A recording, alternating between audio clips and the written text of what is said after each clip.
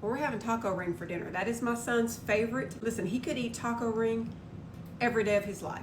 And I know that probably everybody that's watching this knows what taco ring is and has probably had it. But I have a little different situation with my taco ring because I don't use a taco packet.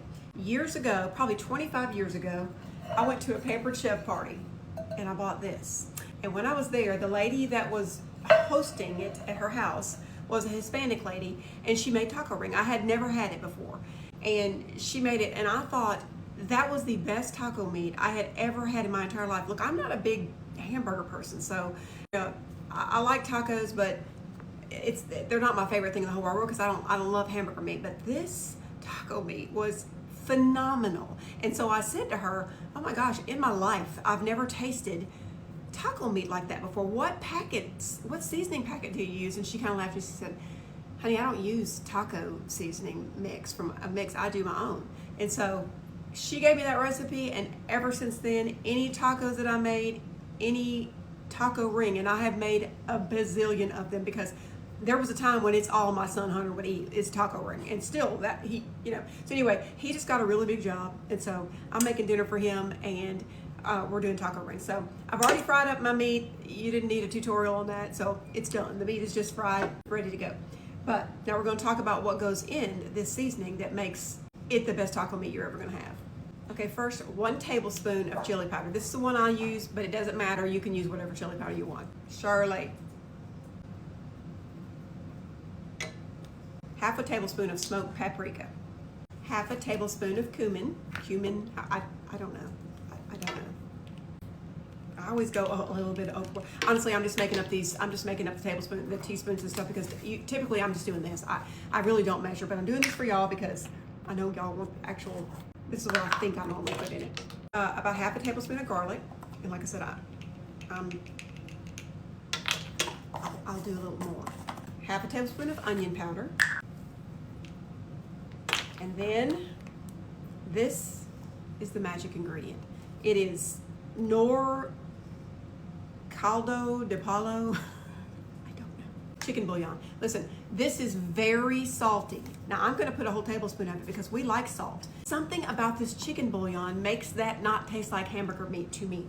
So anyway, I'm going to put a whole tablespoon of this chicken bouillon. But again, no, that's 1/2. But again, you use it sparingly and be careful because it is very salty. It is very salty, but it is so delicious in this taco meat. And then you're going to do a cup of water, and then get that cooked down, and then we'll go from there. Okay, I moved my little stove out of the way. I actually added another 1/2 cup of water because I didn't have enough water in there. Also, the cumin, I said 1/2 tablespoon, but it was a whole tablespoon. I'll have it in the description, I promise. All right, so to this, we're gonna add a whole 7-ounce bag of Mexican cheese. This is not the kind that has taco seasoning in it. It's just like 4 cheeses in here. And if you just wanna do cheddar, that's fine as well. But this whole thing is going in here. And then just get that to melting. All right, you don't need a taco seasoning mix when you can do it yourself and it'd be way better. I mean, I've used taco seasoning mix. I'm not judging you if that's what you use, but I'm just saying you should try it this way. Move out of the way. Now I'm going to take my 25-year-old decrepit looking Pampered Chef stone, and you get crescent rolls. You're going to need 2 of them. Turn your oven on 375. You're going to cook it according to the package. And then you're going to open these and lay these out like a star. I'll show you in just 1 second. Spray your pan first. I always forget to tell you all that. All right. Can you see that? You take your crescent rolls and you lay it out like a star. Then you're going to take your meat with your cheese and just go around the ring. You can kind of press these down so you can have a little bit more room. My hands are clean, y'all. The sweetness of the crescent rolls with the zestiness of this meat is just chef's kiss. Then you just start closing it up and making your ring. Just like that. Isn't that pretty? Okay, I'm going to put this in the oven for however long the package says. I'll let you know exactly, and then we'll see it when it comes out. Okay, I'm going to make a real quick little dipping sauce for y'all to dip this in. So you're going to need blue plate, whatever mayonnaise you want, but I use blue plate. About 1/2 cup of that.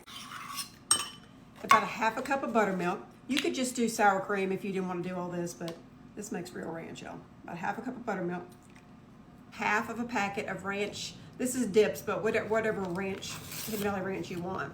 You can use the restaurant style or whatever. This is just what I had. Half of that. And then this is my favorite, I think it's Kyoto's hot sauce. This is to die for. I don't know if they have it where you live, but this is to die for.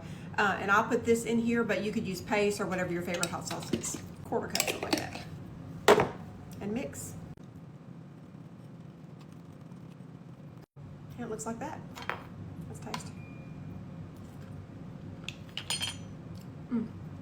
Perfect.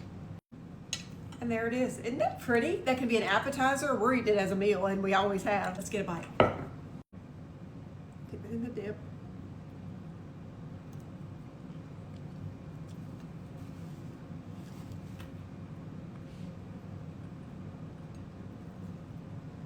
Y'all, it is so good. It is so good, y'all. And that dip. Y'all make this.